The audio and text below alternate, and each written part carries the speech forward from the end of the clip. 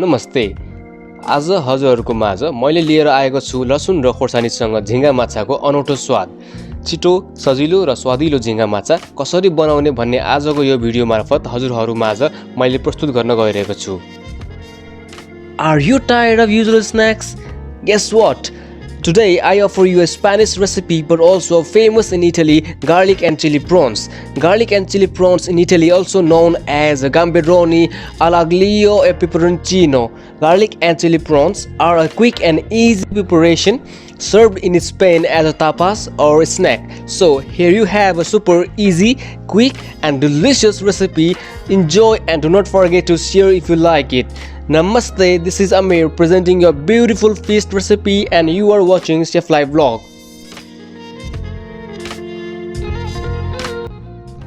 For this recipe, I'm going to take the following ingredients.